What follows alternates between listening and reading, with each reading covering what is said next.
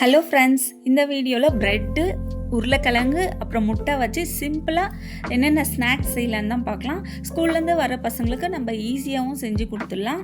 First என்ன பார்க்க போகிறோன்னா ஃப்ரெஞ்ச் ஃப்ரை தான் செய்ய போகிறோம். இந்த ஃப்ரெஞ்ச் ஃப்ரையில் இது போல் வேக வைக்கும் போது இன்னொரு ஸ்நாக்ஸ் இதிலே பார்க்கலாம். அதுக்கு ஃபஸ்ட்டு உருளைக்கிழங்கை ஒரு 2-3 முறை நல்லா வாஷ் பண்ணிப்போம்.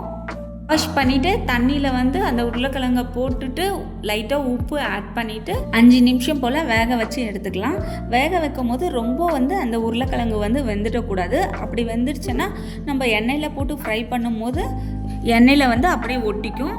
அடுத்து சைட் பை சைடாக என்ன பண்ணலான்னா ப்ரெட்டோட தூள் ரெடி பண்ணிக்கலாம். அதுக்கு நான் ஒன்றும் பண்ணல. மிக்ஸி ஜாரில் ஒரு 2 ப்ரெட்டை சின்ன சின்ன துண்டாக புட்டு போட்டு அதை நைஸாக அரைச்சி எடுத்துக்கிட்டேன். அதுக்கப்புறம் மைதா மாவு ஒரு 2 டேபிள் ஸ்பூன் போட்டு அதில் தண்ணி ஊற்றி நல்லா லிக்யூட் மாதிரி நல்லா கரைச்சி எடுத்துக்கிட்டேன்.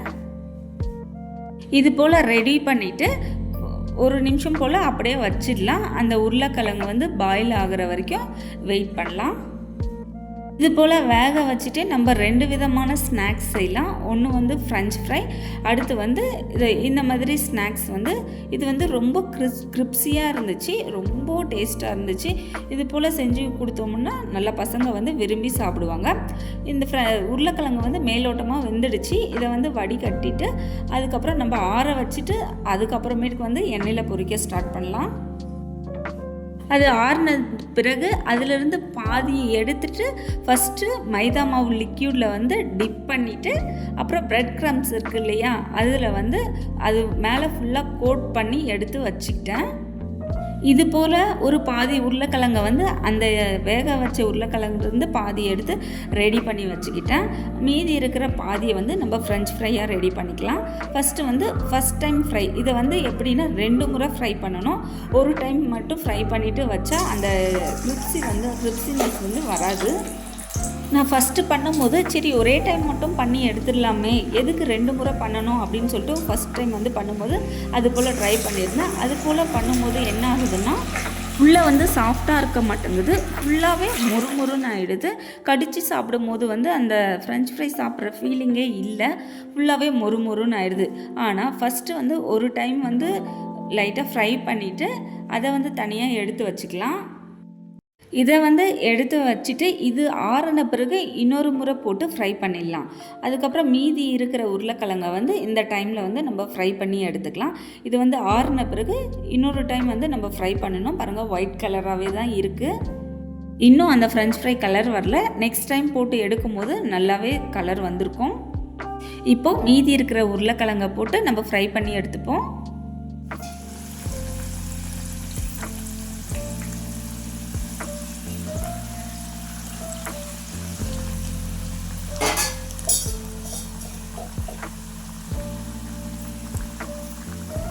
அது முடிஞ்சதும் நம்ம ஃபஸ்ட் டைம் ஆற வச்சோம் இல்லையா, அதை திரும்படியும் போட்டு இன்னொரு ஃப்ரை பண்ணி எடுத்துப்போம்.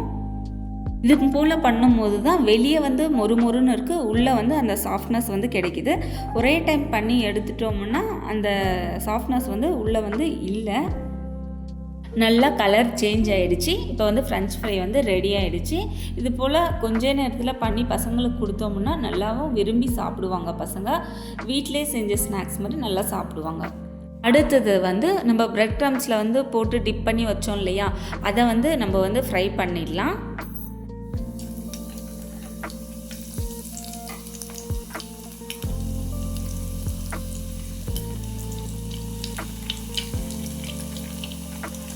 இது போல் நல்லா ஃப்ரை பண்ணி எடுத்துக்கிட்டால் இதுவும் நல்லா கலர் சேஞ்ச் ஆன பிறகு எடுத்துடலாம். இது நல்லா கிரிப்ஸியாக இருந்துச்சு, நல்லா டேஸ்ட்டாகவும் இருந்துச்சு, சூப்பராக இருந்துச்சு. இது போல் ட்ரை பண்ணி கொடுத்து பாருங்கள்.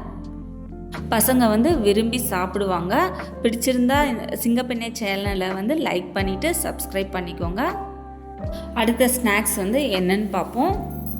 இதுக்கு நிறைய பொருளுங்களும் அவ்வளோவா தேவைப்படுறதில்ல. வீட்டில் இருக்கிற பொருள் வச்சே தான் நம்ம செஞ்சுருக்கோம். அதனால் நிறைய பொருளுங்க வாங்க வேண்டிய அவசியமும் இல்லை, நல்லா டேஸ்ட்டாகவும் இருக்குது. அடுத்த ஸ்நாக் என்ன பார்த்தோம்னா ப்ரெட்டு எடுத்திருக்கேன், அப்புறம் பால் எடுத்திருக்கேன், அப்புறம் சுகர். பாலில் நம்ம 1-2 டேபிள் ஸ்பூன் சுகர் ஆட் பண்ணிவிட்டு நல்லா கலந்து விட்டுப்போம். அந்த சுகர் எல்லாம் மெல்ட் ஆகிற மாதிரி நல்லா கலந்து விட்டுப்போம். அதுக்கப்புறம் என்ன பண்ணலான்னா, ஒரு பேனில் பட்டர் அப்படி இல்லைன்னா நெய்யை தடவிட்டு அது மேலே ப்ரெட்டை வச்சுட்டு நம்ம ரெடி பண்ணி வச்சுருக்கோம் இல்லைங்களா, அந்த பாலை வந்து சுற்றி ப்ரெட்டு ஃபுல்லாகவே டிப் ஆகிற மாதிரி சுற்றி ஊற்றிட்டோம்னா அந்த ப்ரெட்டு வந்து எல்லாத்தையும் அப்சர்வ் பண்ணுற வரைக்கும் நம்ம வந்து பாயில் பண்ணிகிட்டே இருக்கணும். அப்பப்போ இது போல் திருப்பி போட்டோம்னா 2 பக்கமுமே நல்லா பாயில் ஆகிடும். இது வந்து ஒரு ஸ்வீட் பதத்துக்கு வந்து வந்துடுது.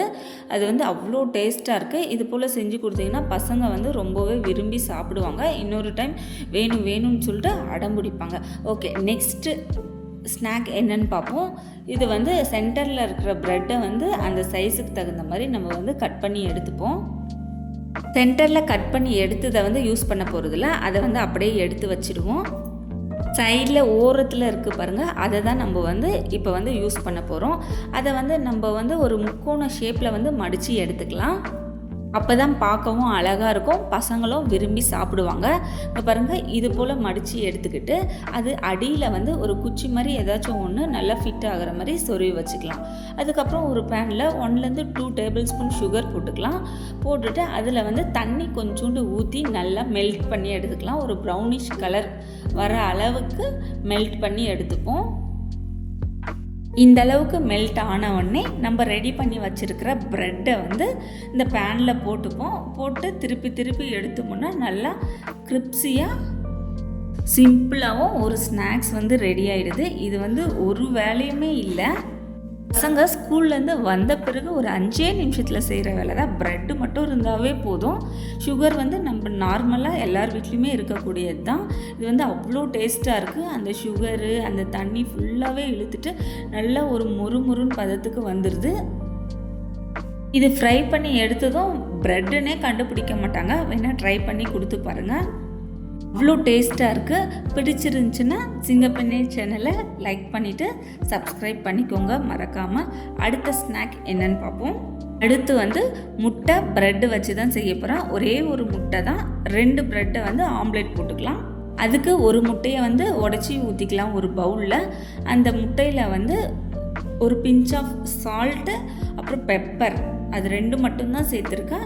அது 2த்தையும் போட்டுட்டு நல்லா நம்ம அந்த முட்டையை வந்து ஒரு ஸ்பூனில் வந்து நல்லா கலக்கி விட்டுப்போம்.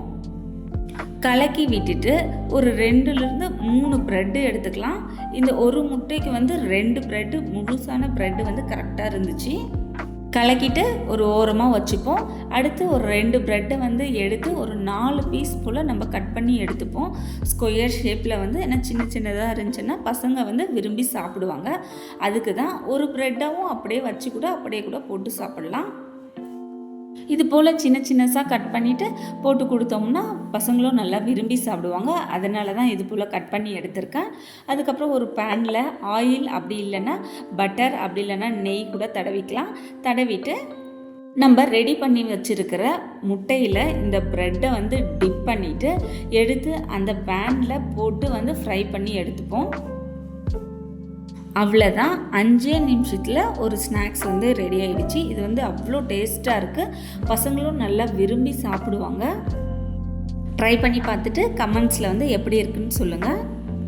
மறக்காமல் சிங்கப்பெண்ணே சேனலை வந்து சப்ஸ்கிரைப் பண்ணிக்கோங்க. பக்கத்தில் இருக்கிற பெல் ஐக்கானை ப்ரெஸ் பண்ணிவிட்டு ஆல் கொடுத்துக்கோங்க. அப்போ தான் நான் போடுற வீடியோஸ் எல்லாம் உங்களுக்கு அடுத்தடுத்து நோட்டிஃபிகேஷனாக வரும். பண்ணியிருந்த எல்லா ஸ்நாக்ஸுமே அவ்வளோ டேஸ்ட்டாக இருக்குது. சிம்பிளாக முடிஞ்சிருது. ஒரு 5 மினிட்ஸ்லேயே வந்து ஃபினிஷ் பண்ணிடலாம். ஏன்னா அந்த ஃப்ரெஞ்ச் ஃப்ரை மட்டும்தான் ஒரு 10 மினிட்ஸ்க்கு மேலே வந்து இழுக்கும். மீதி 2 ஸ்நாக்ஸுமே வந்து சீக்கிரமாகவே பண்ணி முடிச்சிடலாம். அடுத்தடுத்த வீடியோவில் நல்ல கண்டென்ட்டோட பார்க்கலாம். தேங்க்ஸ் ஃபார் வாட்சிங்.